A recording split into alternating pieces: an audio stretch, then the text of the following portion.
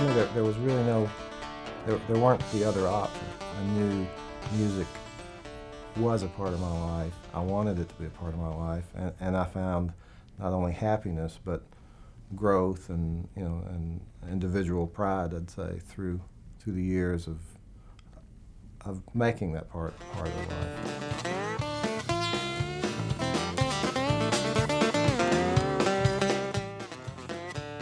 Randy was a great producer. I think that was a big piece of what he did really well.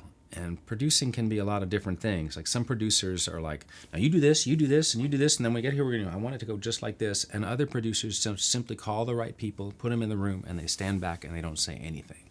You hired them because you thought they would make great decisions. And if you need to gently guide it once in a while, you do, but you take a non-intrusive point of view. And he was really great at that. Music is so much about relating. Sometimes it's about the relationship of a sound on an instrument, a performance, but also in the studio and on the side when you're growing and moving and staying diverse with a lot of different types of artists and everything.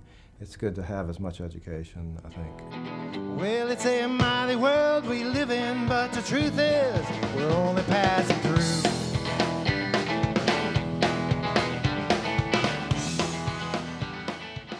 So I went to see him, and I walked into this hospital, and they didn't know me. They thought I was family, so they sent me up to the room by mistake. But I got up there, and I looked in the room, and I didn't recognize the person in the room because his hair was white. He had a white beard. But as soon, like I said, as soon as he opened his eyes, these bright blue eyes, ice cold blue eyes, came out. There's Randy Scruggs. In the meantime, I told our mutual friend Jeff Hanna from the Dirt Band what was going on, and he didn't know. No one knew. We decided we would go play for him. We'd play some music for him. So Jeff and I took a guitar and a dobro, and we sat down in the room, and Gary was there. Gary Scruggs was there, and Matresa Berg was there.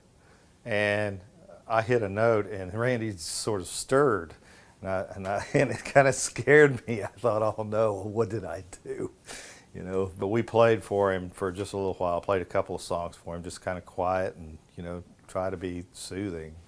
So that was the last time I saw Randy, but it was a good way for both of us, or for me. I'll say for me, because I know that it was a good way for us to part. Jerry's one of the greatest musicians in history. He's a great improviser. He's great at playing written out parts on the dobro. He's changed the nature of the instrument completely in what's expected of it.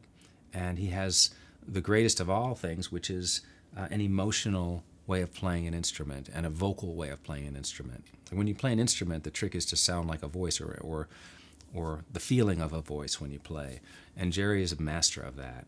Sounds easy is hard kind of thing Randy did, and I think that's what I'm trying to pull off today.